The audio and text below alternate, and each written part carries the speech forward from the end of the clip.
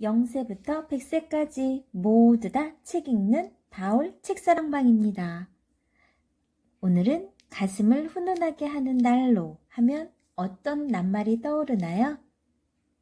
희망에 대해서 들려드릴게요. 영국의 간호사 나이팅게일은 스스로 생각하는 모습대로 된다라고 이야기했네요. 혹시 여러분 오페라 역사상 가장 뛰어난 가수 하면 누가 떠오르나요? 여러 사람이 있겠죠? 아까 선생님이 좀 전에 들려준 폴보츠도 있겠고 또 엔리코 카루소예요. 오늘은 카루소에 대한 이야기를 들려드릴게요. 오페라 역사상 가장 뛰어난 가수는 엔리코 카루소예요. 태양이 두 개일 수 없듯이 카루소만큼 훌륭한 오페라 가수는 다시 없을 거라고 말할 만큼 대단한 실력을 가지고 있죠. 사람들은 카루소의 공연을 보며 도무지 사람의 목소리라고 믿기 어려웠어요. 그만큼 카루소의 목소리는 천국에서 들려오는 소리처럼 신비로웠죠. 우리나라에도 있죠? 바로 조수미. 맞아요. 하지만 카루소도 처음부터 사람들에게 인정을 받았던 것은 아니었어요. 마을에서 노래를 잘하기로 소문이 난 아이기는 했지만 가난해서 성악을 공부할 수가 없었어요. 지금은 공장에서 일하지만 언젠가는 유명한 성악가가 되어서 멋진 공연을 할 거야. 카루소는 공장에 다니면서도 희망을 잃지 않았죠. 일이 무척 힘들었지만 얼마든지 참을 수 있었어요. 마음속에 단단하게 자리 잡은 희망이 끝없는 힘을 만들도록 도와주었거든요. 카루소는 얼마 되지 않는 월급을 차곡차곡 모아서 성악 공부에 쓸 돈을 마련했어요. 카루소는 뒤늦게 성악 공부를 시작해 고향에서 첫 번째 공연을 했죠. 하지만 사람들은 아직 다듬어지지 않은 카루소의 노래에 별 호응을 보이지 않았어요. 아직 노력이 부족한 거야. 더 열심히 노력하면 세계 최고의 오페라 가수가 될 수 있어. 누구는 뭐 처음부터 유명한 가수였나? 다 나처럼 한 걸음 한 걸음 나아가는 거지. 카루소는 스스로 마음을 추스리고는 다시 피나는 노력을 했어요. 그리고 몇 년 후 카루소는 오페라 공연의 주인공을 맡게 되었죠. 카루소는 차츰 실력을 인정받기 시작했고 세계로 명성이 뻗어나갔어요. 그리고 오페라 역사상 다시 없을 전설적인 오페라 가수로 남게 되었죠. 카루소는 어려운 상황에서도 희망을 버리지 않았고 희망도 그의 꿈을 저버리지 않았답니다. 가슴을 훈훈하게 하는 난로가 무엇이라고 했죠? 네, 희망. 여러분 좋은 습관을 키우는 방법, 희망을 간직하고 사는 방법에 대해 알려줄게요. 똑같이 어려운 상황에 처해 있어도 희망을 가슴에 품고 있는 사람과 텅 빈 가슴을 가지고 있는 사람의 얼굴 표정은 같을까요? 다를까요? 희망을 품는다고 누구에게 돈을 내야 하는 것도 아니고 큰 희망을 품는다고 법에 걸리는 것도 아닌데 사람들은 종종 희망을 잃어버리죠. 기억하세요. 희망을 품은 사람은 언젠가는 그 희망과 가까이 가 있을 거예요. 선생님의 닉네임은 무엇일까요? 선생님은 바로 희망 디자이너예요. 선생님이 희망 디자이너라고 붙인 건 어떻게 하면 조금 더 나은 쪽으로 발전할 수 있을까? 그것에 조금 도움이 될 만한 건 무엇이 있을까? 희망을 가져야겠다는 생각이 들어서 그 희망을 갖고 그러면 무엇을 어떻게 풀어낼 건가? 이렇게 해서 희망 디자이너라고 정해봤어요. 여러분들도 닉네임 하나씩 만들어 보세요. 자, 그러면 희망을 간직하고 사는 방법 첫 번째, 긍정적인 마음을 갖는다. 무엇이든 이룰 수 있다는 긍정적인 마음을 가져보세요. 그래야 앞으로 좋은 일이 일어날 것이라는 희망을 갖게 되죠. 어려운 상황일수록 더 큰 희망을 가져보세요. 큰 희망은 큰 힘을 주죠. 그러니 어려운 상황이라고 해서 작은 희망을 갖기보다는 큰 희망을 가지고 열심히 노력하는 게 좋아요. 진심으로 희망이 이루어질 것이라고 생각하면 절로 기운이 나서 뭐든 즐거운 마음으로 성실히 할 수 있을 거예요. 세 번째, 희망을 간직하고 사는 방법. 이루고 싶은 희망을 구체적으로 생각해 보세요. 이루고 싶은 희망사항을 막연하게 생각하기보다는 구체적으로 생각하는 게 좋아요. 만약 갖고 싶은 자전거가 있다면 그냥 자전거라고 생각하지 말고 자전거의 색깔, 크기, 성능 등을 구체적으로 생각해 봐요. 그러면 더 빨리 꼭 마음에 드는 자전거가 생길 거예요. 구체적인 희망은 더 빨리 이루어지는 법이거든요. 마지막, 새로운 희망을 세운다.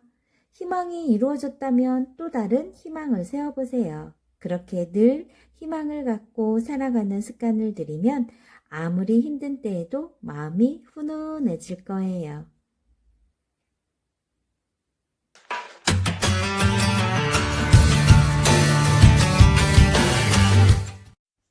안녕하세요. 0세부터 100세까지 책 읽는 다올 책 사랑방입니다. 자, 긍정 습관이 미래를 만든다.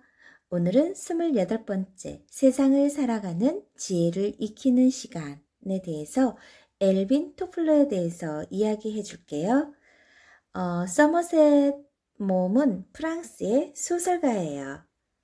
독서하는 습관을 가진 것은 거의 모든 불행을 피할 수 있는 피난처를 가진 것이다 라고 했네요. 혹시 여러분 엘빈 토플러 아나요? 제3의 물결을 지은 작가예요. 아마 엄마 아빠들은 굉장히 이 많은 책들을 읽었어요. 한번 이야기를 같이 나눠보세요. 엘빈 토플러는 대학을 졸업하고 용접공으로 일하면서 노동조합에 관련된 잡지에 글을 실었어요. 그의 글에는 사회에 대한 날카롭고 정확한 비판과 대안이 담겨져 있었죠. 엘빈 토플러는 사람들에게 주목받게 되었고 결국 미래 사회를 예측하는 세계적인 미래 과학자가 되었어요. 엘빈 토플러는 제3의 물결이라는 책을 통해서 사회의 변화에 대해 설명했죠. 토플러는 사회의 흐름을 비교적 정확하게 예측했고 그의 책들은 현재를 살아가며 미래를 준비하는 지식인들에게는 필독서가 되었어요. 엘빈 토플러의 미래를 보는 정확하고 놀라운 시선은 특별한 능력에서 나온 게 아니에요. 그것은 바로 그의 놀라운 독서 습관이 가져온 결과였죠. 자네 손이 왜 그렇게 새까만가? 자동차라도 고치다 나온 거야? 오랜만에 엘빈을 만난 친구가 물었어요. 이런. 신문을 보고 손을 안 씻고 나왔군. 신문을 읽다가 시간 가는 줄 몰라서 서둘러 나오느라 잊은 모양이야. 엘빈 토플러는 자신의 손을 보며 웃었어요. 얼마나 신문을 열심히 봤으면 손이 그 모양인가? 6개 정도 보지. 신문을 통해서 세상을 구경하는 재미가 아주 쏠쏠해. 그 많은 신문을 손이 까맣게 되도록 꼼꼼히 읽다 보니 정말 세계적인 미래학자가 될 만했죠. 시간 가는 줄 모르고 신문을 읽다가 손이 까맣게 된 엘빈 토플러. 여러분들은 혹시 책을 읽으면서 옆에서 누가 이야기하는데도 어떻게 제대로 못 들어본 경험이 있나요? 오늘은 여러분들도 책 속에 푹 빠져보세요.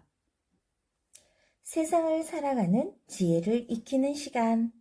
세상을 살아가는 지혜는 대부분 책이나 신문에 담겨 있어요. 그래서 독서를 하지 않으면 독서를 하는 사람들에 비해 세상을 살아가는 기술이 서툴기 마련이죠. 다른 사람들이 독서를 통해서 세상의 원리를 깨닫고 행복한 마음으로 앞으로 나아가는 동안 엉뚱한 길을 헤매기 싫다면 지금 당장 도서관으로 가보세요. 아니, 지금 당장 여러분 책장에 꽂혀 있는 책으로 한번 가보세요. 효과적으로 독서하는 습관 알려드릴게요. 첫 번째, 몰아치기보다는 매일매일 보기. 하루 종일 책만 읽고 질려서 몇 달 동안 다른 책을 들춰보지도 않는다면 1년이 지나야 두 권을 읽기도 어렵죠. 자기 전에 30분씩이라도 매일 책을 보는 게 중요해요.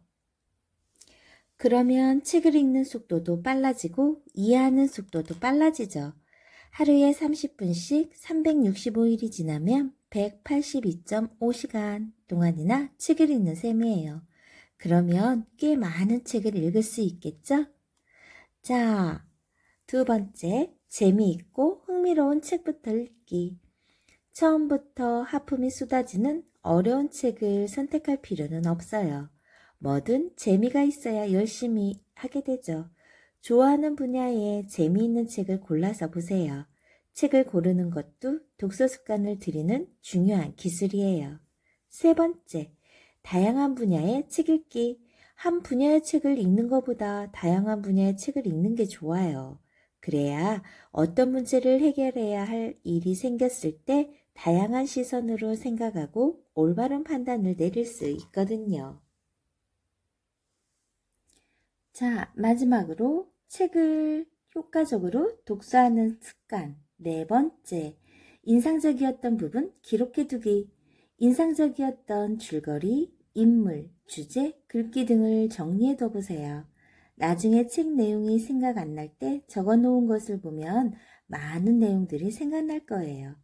그리고 기록을 하면서 다시 한번 머릿속에 정리하게 되고 깊이 새겨두면 오래오래 기억할 수도 있고 간직할 수 있죠.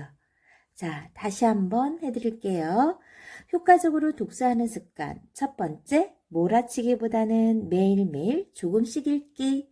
두 번째, 재미있고 흥미로운 책부터 읽기. 세 번째, 다양한 분야의 책 읽기. 네 번째, 인상적이었던 부분 기록해두기. 자, 꼭 실천해보세요. 오늘도 화이팅!